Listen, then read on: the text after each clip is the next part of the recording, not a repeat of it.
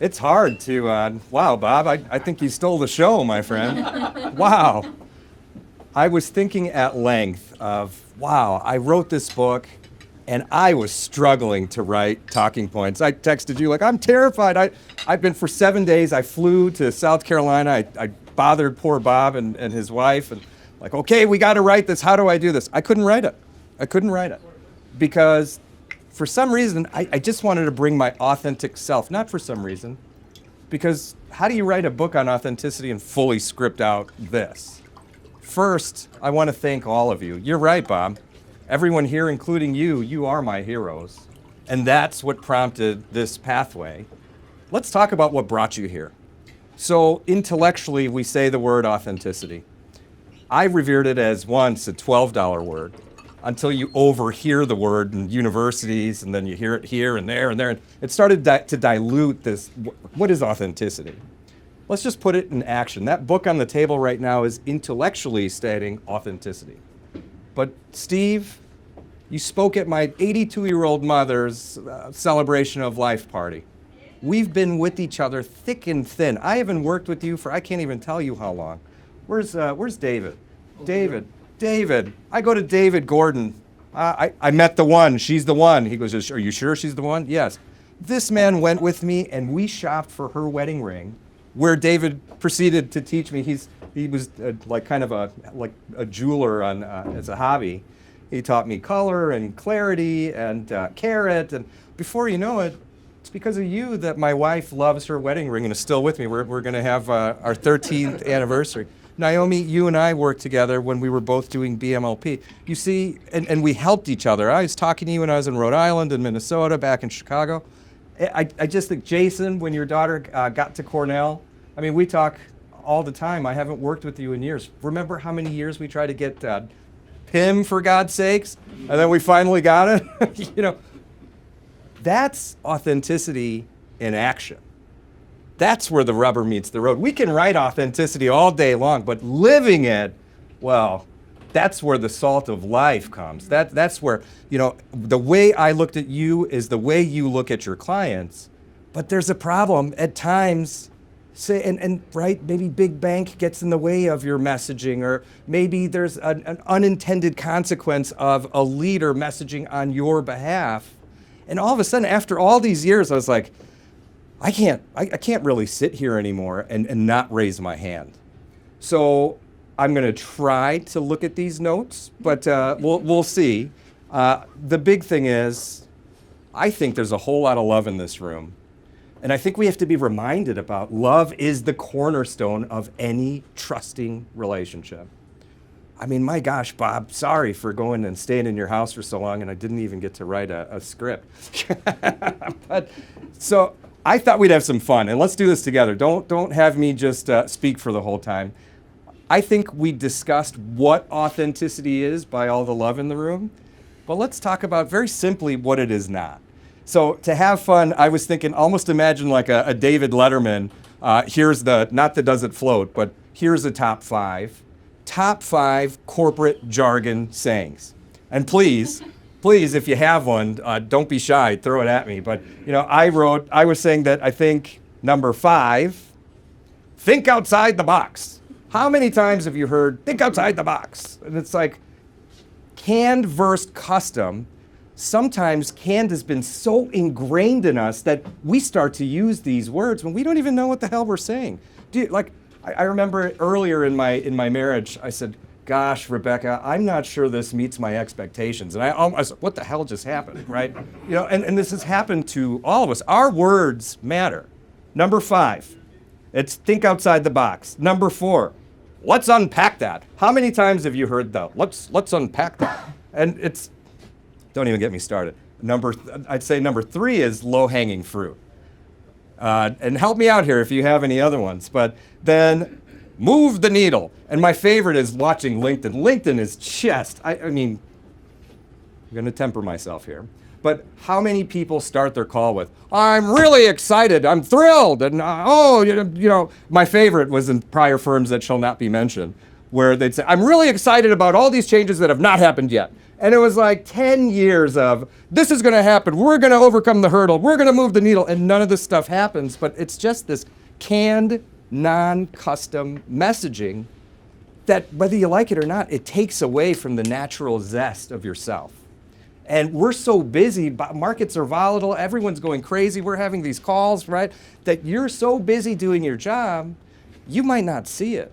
Look, I'm not here to sell books. I didn't go on sabbatical and leave a 25-year career in finance to go and try to say, please buy my books. That's not what this is. This is a shot across the bow saying, please consider how important love and soft skills and listening is to your everyday job, to your clients, but how about your family? How about your community? This is important.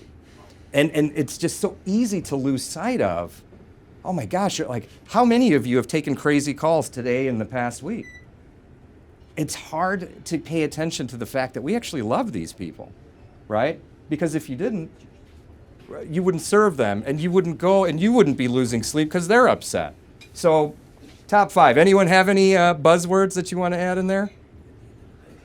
At the end of the day, You know, the other thing I was thinking about is all the acronyms. And some of you can relate. I know we have some independents here. I've worked at primarily over the past 20 years at 2 firms. But so in these transitions, I'm not joking. I would get a binder. I don't know if you've received it or not, but a binder of the acronyms. I think acronyms are so rude because it's like you're creating, and they're not only that, they're in-house acronyms. So Jason, we did so much lending, it's like, does he have ODP on the SBL for his DDA? And it's like, it's just rude. And you know, what makes it even particularly more rude is when you're trying to explain this crap to a client. So the encouragement is soft skills matter. The encouragement is the way your firm messages on your behalf, on your quality of care, it matters. The way your website articulates, it shall not be named, but there's folks in here that I looked up the website, and the whole complex had the same website, 25 advisors with the same. They just deleted the name and put in another name. This is the canned messaging that I think we're so busy working and serving and helping and loving our clients that we just miss these simple things that they actually add up to quite large things. So top 5, the acronyms. Personal story, I've been doing this, I've been in finance for about a quarter century. I've worked at some of the largest firms in the world. I was a producer and I was in senior leadership. And you know, in the beginning, I felt the training was such a privilege. I really felt like I was being groomed to be like a maverick Top Gun, decisive and disciplined and organized and covering hundreds and hundreds of advisors, going anywhere that I was needed to help turn around whatever respective territory. It was cool. Until I started just feeling a little bit of, like, what's actually happening? What's happening of, it's like I was in someone else's operating system. It's like I started to see this big machine, and I wasn't operating off my own operating system, it was someone else's. And that caused enough thrust to say, okay, let's take this journey. Let's take this journey of raising my hand and saying, I sincerely think if we just put our focus on our authenticity. What is authenticity? Authenticity, in many ways, it's your truthfulness to yourself. But I think that the best way to say authenticity is your alignment with your heart, your soul, and who you are. How aligned are you?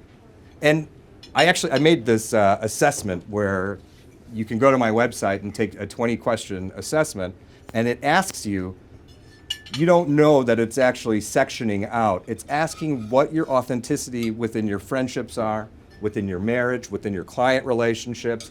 I'll give you an interesting example. Regarding the book, I interviewed 250 advisors.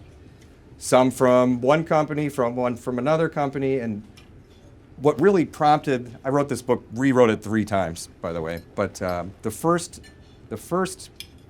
draft was based off in interviewing these 250 advisors that reported to me. I would take their results and put it right next to the CEO's results. or the employee opinion survey. And what do you think I found? Any guess? What do you think? You think that 99% of the financial advisor team were extraordinarily happy to work for their firm? Not even close. It was totally the opposite. When I was having authentic conversations where it was safe, it was zero. It wasn't 100, it was zero. And then you start asking questions, do I sincerely believe that all of the, for the good of the community initiatives that this firm is initiating, do we really believe that that's having an impact for my clients? What do you think that answer was? We got the talking points, but did the talking points actually impact what my advisors were doing? That answer was no. That's a deficit. And that's a deficit that we're just so busy working, we're not looking to fully address. And in my heart, I think if we can get everyone to be honest with themselves and everyone to say, am I truly aligned? And start doing the work to being truly aligned with yourself, I honestly think the world would be a substantially better place. Because see, I'm my first client or my first patient of this authenticity journey, and I'll speak about that more, but ever since I began this journey, my life is profoundly different. Profoundly different. My health is better, my presence is better, my relationships are better, and I'm just, the light that used to be my soul is back. And I opened with how special of relationships I've had with those of you in this room. And God, I'm so thankful for that. But sometimes your light gets robbed if you're not paying attention to these things. So there's a few concepts that I want to run by you. And so authentic messaging, canned versus customized. I attended a call where this advisor, this was just last week. So canned messaging, I attended this call. The clients are just transitioning to this new firm, and the senior leadership team are hosting this call to welcome the new clients and congratulate them that their advisor is transitioning to this firm. Well, the canned messaging, I never heard the CEO or the panel mention the advisor's name once. Then let's really throw a wrench in it. They started making almost blanket recommendations. In this volatility, we really think that having emerging market exposure or increasing it is a really good move, and we're going to start adding options. And one of the clients said, is this happening to my portfolio? And they were like stumped, right? Like all of a sudden in this canned messaging, the clients were really confused why they got on that call. And then at the end, this is what makes me even bring up the story. So imagine you just transitioned to another firm and the CEO and the senior leadership, they're having this welcome entrance call, and then they end the call with saying, well, if you have any questions, follow up with your relationship manager. And it just didn't say the fella's name or the group's name once. And look, maybe I'm being too critical, but messaging matters. If I was that client, I would not only be so confused, like, wait, are they my advisors now? But I'd also wonder, like, where in my life am I ever going to get that 37 minutes back? Because it was just foolish. It was foolish. So canned messaging, it's all around us. And so it's almost like, at what point do you say, no thanks, like, I'm good. I don't want your firm-issued LinkedIn profile of, how I do this and that for clients along the other 25 advisors where it says the same thing. So that's let's see. Oh, and then by the way, I don't know how many of you still get it, but the bane of my existence when I was in management was your clients would receive the free, here's $1,000 for a free trading account to your clients. How many has that happened to you? You ever get that? It's inauthentic messaging. Like it's totally the opposite of what you're trying to do. And again, you're so busy that you don't fully see it. Okay, so then deep listening. I was hoping Stan would be here today because I wanted to give him a shout out for being the only advisor I've met in my life to write a book on the value of listening. Very impressive. But I think active listening, much like authenticity, we've used these words too much. I think active listening, sincerely, is love. When you admire someone or you love someone or you care for them, you listen to them, right? And I remember Bob taught me years ago, there's a reason why we have 2 ears and 1 mouth, right? And unfortunately, we've heard this over the years. A lot of folks, unfortunately, they're not listening. They're waiting to get the next word in. And they're literally just like, okay, when does the pause come so that I can either put in my sales pitch or get my point? Or active listening, sincerely, is an illustration of love. And no matter what, I joke and I say, between all my licenses and my degrees, I have enough paper to burn to keep my house warm for at least 1 winter. In all of my licensure and academics, there has never been an emphasis on listening or effective communications. I called the dean of Cornell. I actually was a keynote speaker there a couple days ago. I called the dean of Cornell and I shared this thought. And I said, I'll work for free. Tell me how to help people communicate better. In this world of AI and these generations of being glued, they have the iPhone tattooed to their face. How do we help people interact with each other in a more effective way? You know what the response I got was? If it ain't AI, we're not interested. That's old news. If you want to figure out how to do financial communications or linguistics within a program, then call us. But otherwise, we don't care about active listening. That's scary. So I think active listening, Bob blew me away. I was talking to him a couple days ago, and I was telling him about this story of when my dad bought me my first suit, and he gets impatient. He goes, yeah. He took you to a fancy restaurant, he took you to a fancy store. It was a $5,000 suit. He laughed at you and took you to Sears and made you buy a $100 suit. I told this guy, I told this guy that story, I don't know, 5-10 years ago, and it blew me away. Honestly, it touched my heart. I'm like, oh my gosh, like I love this guy, right? Because why? He listened and he remembered. Unbelievable. So authentic listening drives a trusting relationship. And I'm telling you, I've just not seen too much training around it in my life, specifically in the academics. I remember talking to David. You said you've heard of quite a few courses on active listening. Yes? Yeah. I just think the emphasis on investing in ourselves, particularly now, I think you start with your soft skills and you won't regret it. Okay, so then we said deep listening, and then now this advice. Is the advice in the spirit of, my gosh, just coming from all these worlds of compliance? I was just asking Julia, is it okay if I text you? And she said, I'm so glad you said that, because no, right? You're saying this in front of Yes, us. yes. By the way. No, but compliance has gotten in the way. So I did this Cornell keynote speaker to a group of women, executive MBA women, talking about finance. And I said, I have such a smile on my face right now because I didn't have to pre-clear every word I say. And I can be authentic and communicate with you in the way best that I know how, and I think I might be able to help you.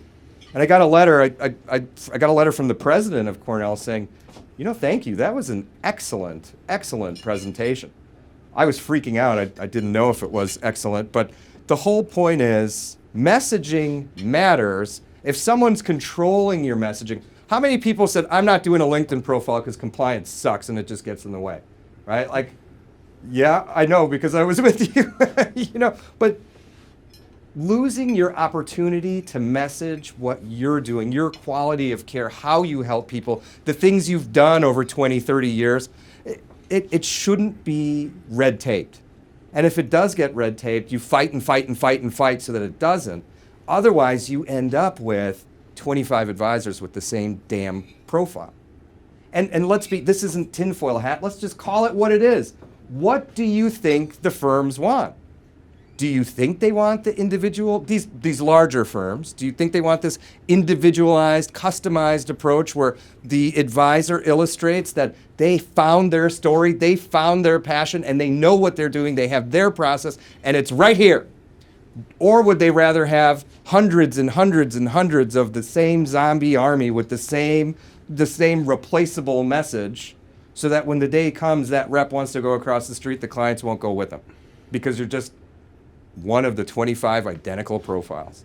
Seems like it's almost like I'm paying attention too much on the small things, but after 25 years, these small things add up.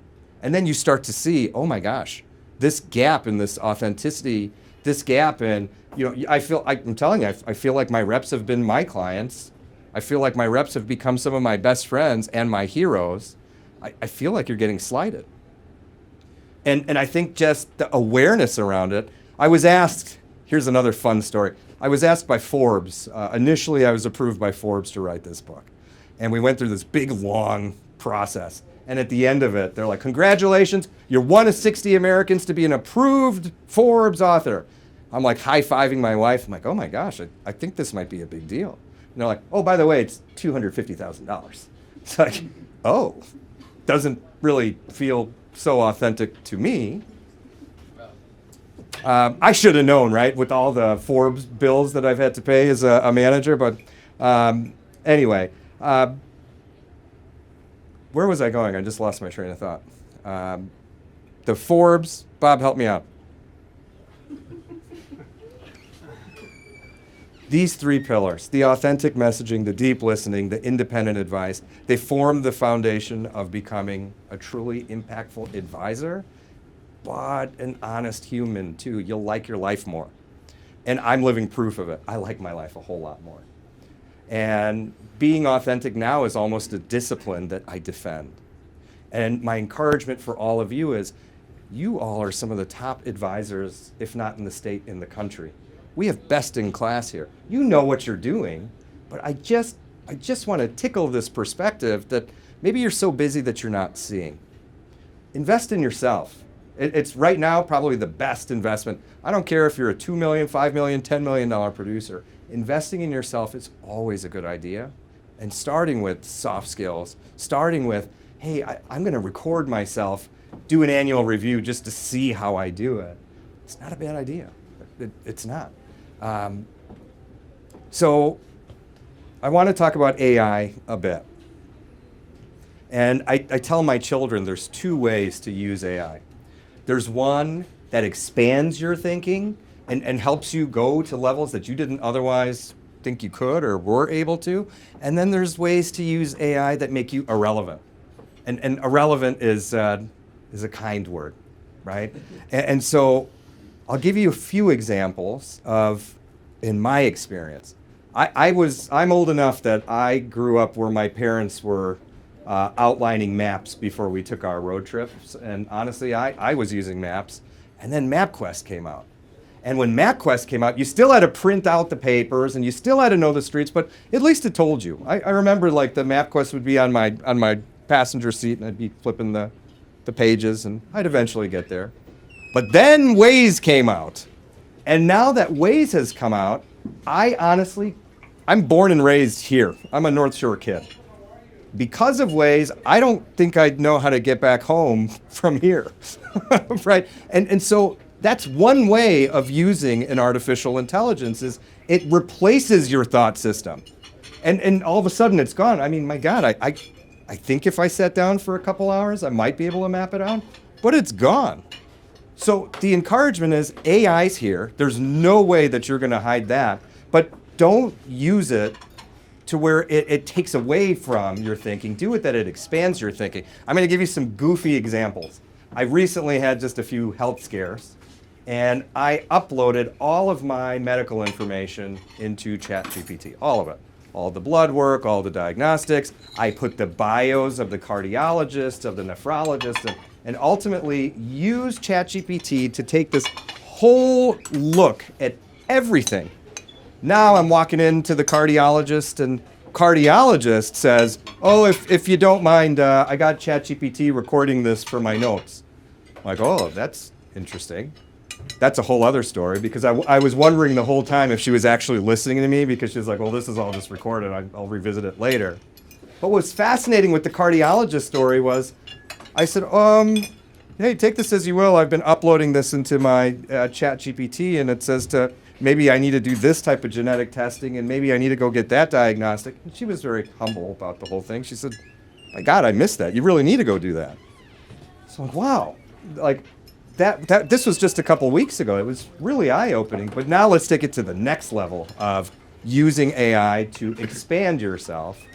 I'm not sure outside of automotive class in high school, I don't think I've ever changed a tire on a car. And my John Deere, which I bought last year, it just didn't work. And I was like, well, I don't even know how to get this to the store, and I really don't want to get it to the store because I'm cost sensitive. Everything's so much more expensive. I took a picture of the motor, I uploaded the schematic, and I said, okay, ChatGPT, you are Chief John Deere engineering guru, and I am your new employee, and you're going to teach me over the phone how to fix this thing. By God, I was changing spark plugs. I was bypassing solenoids. I don't even know what that was. And then what else did I do? I changed the clutch, the throttle, and I calibrated. Like, unbelievable. The thing started. And so I'm like scratching my head, like, what just happened? The fundamental theme here is, how do you use this? Because you can't avoid that an AI disruption is ahead of us. It's here right now, right? How do you use it to just expand yourself versus being what I'll say MapQuested, right? Where it takes away from what you already know. So I think embracing technology intelligently is going to be essential for advisors. You know, I wasn't planning on talking about this, but there was this app. I did a presentation years ago. There was this app called Finn, F-I-N-N. Did anyone ever hear of it? So fascinating. I think I mentioned it in the book, but this app is called Finn, and it's when you go to open an account on it, it says, don't be part of the evil bank and open a fintech checking savings, and we have an AI planner. Years ago, this is in 2018, right? We have an AI planner, and okay, you can be part of the digital fintech revolution. So I'm like, cool, I'm screenshotting it, I'm taking it. And then it says, oh, by the way, are you a client of Big Bank? And it was a big bank initiative that no one at the big bank knew. And so all of a sudden, I'm in a room with 400 of the advisors of Big Bank. Who ever heard of this? Not one. And then I take them through the screenshots. No, we've never seen it. Then they get to the screen, are you a client of Big Bank? Everyone's like, what the? And what ended up happening was that was an initial. If you looked in 2018 at venture capital money flow into fintech, it would blow your mind. I haven't looked to see what it is now, but I'm sure it's much more. This thing ended up becoming the chassis. This is one of the largest companies, financial companies on earth, not the country, on earth, right? And so this ended up becoming their chassis for their planning platform for retail clients. And so what's happening in this authenticity gap is, I think more and more and more, this specialness that you use, that is your authentic self, that draws clients to you, is slowly kind of being pinched away from you. Slowly, just crumb by crumb by crumb, because it's really your relevance. You have probably one of the hardest sales representations, I think, of all sales representations. It's hard. People don't want to, I used to joke when I was a banker, I'd say, okay, well, I have to go around and ask a bunch of people to date. And if they say no, I can ask them again. And then when I became a financial advisor, I was like, oh man, in the same amount of time, I have to go around and ask people to get married to me and not be weird about it. And you know what I'm talking about, right? So I think that AI can be your friend. I just think you should not dismiss it because, man, it's here. It's here. If I can fix a John Deere motor, holy smokes. I'm just nobody. How else are people using this? I had a friend text me. I just figured out, he just started this amazing company where he uses AI to create sales agents. Anyone know what a sales agent is?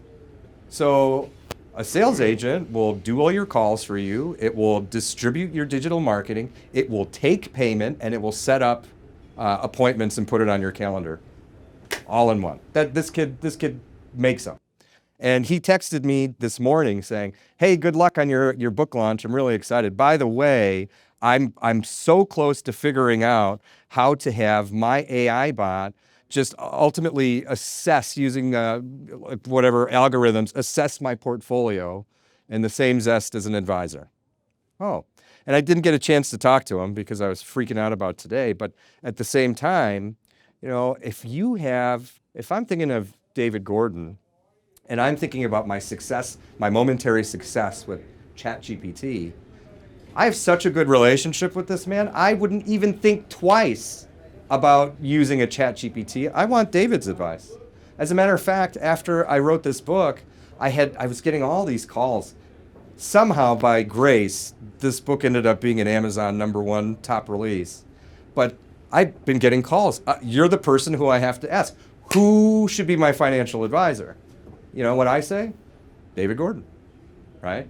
And I'm not ashamed to publicly state that because it's the truth, man. And so the thing about AI is I use it, but I value human interactions much more. Just a stupid, simple example about canned versus custom. When canned goes wrong, I walked into a Menards. And I don't know, Menards or Home Depot, I'm sure all of you have had that experience. We go at 6 a.m. so I could bring my Rottweiler, and it's awesome. But I walk in and, hey, good morning, may I help you? No, because that canned, hey, how can I help you? I'm already programmed to be like, no, get away. And the guy walks away, and I was like, shit, I needed help. And now it's 6 a.m, and there's nobody there, But this is when canned goes wrong, right? Hey, good morning, how can I help you? But what if it was just authentic? Love your dog, what brings you in? Hey, I see you all the time. Then yeah, you get a response. So, okay. Bob spoke to, before that, let's also talk about, I'm sure everyone has spoken about the 70 trillion in wealth transfer. The 70 trillion in wealth transfer. I want you to think, and let me see what time this is. Okay. The 70 trillion in wealth transfer, 88% of you ain't gonna get it. You're just not, right? But look through their lens. Look through the lens of the heirs. The heirs are texting me like what my friend David texted me. Hey, I got this AI bot that's just going to do what an advisor does. Or hey, I can just go get ETFs. Or hey, right? The generation is looking at finance way differently than their parents, and we haven't solved the gap of how to close it. So I think authenticity. Here's another thing, and I won't go too much longer on it. Because my shackles of compliance and corporate restraints are off, I sat down for hours and wrote out a financial plan for my family. But I wrote out a financial plan in a way that, in a way that I thought was authentic and that served. And wouldn't you know, I have an 8-year-old, I have a 10-year-old, and a 12-year-old. It took 90 days of teaching the kids what the terms were, but I did it. And after the 90 days, we call it the Holden Boardroom Meeting, and we've agreed to do it every year. I had Grandpa come and Grandma come, my wife and my 3 children. Everyone got suited up. We went to the Union League. We got a big TV on the board, and all of us presented not what our goals were exactly, not like what we want to do with when we retire our 401k. What we wanted to do was talk about, as a family, where are we right now? Where are we right now? So 8-year-old, where are you right now? What are your challenges? What strategically can we as a family address together to get your right now to the next thing? We can talk later about where you're going to college, but you're 8. And let me tell you, a miracle happened. I don't know if folks still have, Nathan, you have young kids, right?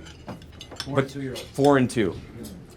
My whole life, when we sit at the table, there's multiple. No one talks to each other. It's like this one's talking to me, that one's talking to the one's under the table. There's never been a cohesive or intelligible conversation when you have small kids. You know what happened after we did that financial plan? I have a family now. It's like out of nowhere, everyone talks and they wait and they listen. And so Elizabeth will say, these were the challenges of my day. And her sister, Catherine, who's like her arch enemy, like almost every other hour, Catherine will be like, that must be hard. And I'm like falling out the chair. What the heck just happened, right? And so this is actually a very powerful, I'm the living testament of, you should be thinking of these things. You should be thinking of this story that I'm telling you when you think about the $70 trillion wealth transfer that 88% ain't coming to you. You got to figure out how to make it click with the kids. By the way, we called it the 10 by 10, and now the whole family is ingrained. Well, in the next 10 by 10, Dad, and even my wife, in the next 10 by 10, and for the first time, I utilized a financial plan to create and install an enterprise mind for the family. This is like this is what the Holdens do. This is an enterprise minded. We're part of this team. These are our core values. This is how we help each other. I've not personally seen that, so I thought I would share that with you. And then Bob spoke about the 4 mindsets. The level 1 is the complacent. I've had about 700 advisors in my 25 years. And I've been to funerals, I've been to baptisms, I've been to bar mitzvahs, I've been to bat mitzvahs. I've somewhat seen it all. And Bob and I got together and said, let's make four. And level 1 is complacent. So complacent, I believe, is what the big banks train you to be. They want you to believe that you're successful for just flying under the radar, just making it, do the right amount of notes, do the right, just leave me alone, just let me go in, close the door, and that's the complacent one. The level 2 is the realist, like what Bob said, where you regularly assess your competencies, refining strengths and weakness. Number 2 is like you're good. You're good with being intellectually curious. Number 3 is autopilot. Hey, it's all working. I have my contact relationship management strategy. I've got my notes down. I got the system, and it's all good. And there's a form where the advisor did it right. They got to a point where the efficiencies overrule the quality of care. That's not a bad thing, but the efficiencies almost take more priority than the quality of care. And so it's almost like, okay, how do we redefine our soft skills for the third person? And then the level 4 is the consummate pro. Constantly looking to grow, constantly looking for challenge, and will never accept that autopilot or flying under the radar is for them. So the call to action is just honestly identify yourself and ask yourself if that's what you want. So that's like the biggest authenticity exercise is, hey, like if I'm being honest with myself, who am I? And if I am this person, am I comfortable with that person? And if I'm not, what am I going to do about it? That's in a nutshell, that's the exercise I'm asking everyone to think for themselves. So I think to close this, first of all, thank you. Thank you so much for allowing, such a privilege and an honor that you saw something here that we could bring this and do this tonight. I think our connecting with Jim Leblow was super special to me, and this is just such a grace-filled gift. And Bob flying in and putting up with me and my wife and all the craziness. He hasn't seen the 3 kids yet. He's in for it tonight. Especially, I think he's going to wake up at 6 in the morning and he's going to have 6 eyeballs like, what are you, Mr. Finder? Thank you. I'm sorry. Sorry, Michael. I thought you were Michael. You're Michael. I'm Michael. My bad. Leave behind the hollow jargon, right? And demand that your voice is your own. And just assess the little things and assess the big things. Because I just don't think we're afforded enough time with how busy we are to look at these things creeping into your relationships, creeping into how you message, what you do for a living. And the time is now. And the time is really now. So with that, I am open to any questions you may have, and that's it.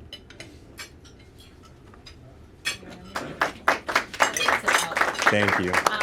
Thank you, Michael. I appreciate you in true authenticity. It was really funny because when I was talking to Michael, I was like, just to let you know, Michael, like I don't know if this is gonna work.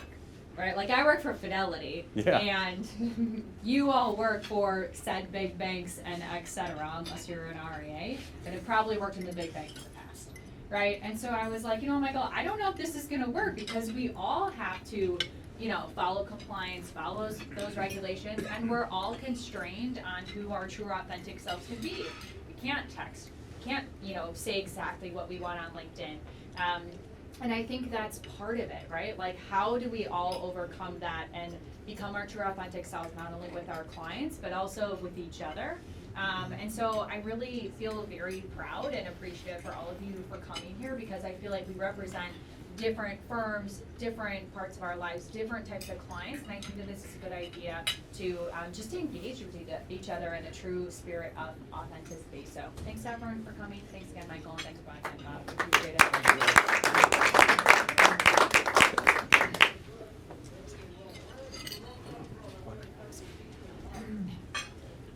No, I think you're right. I was like, oh no, I'm sorry. I think you're right. Because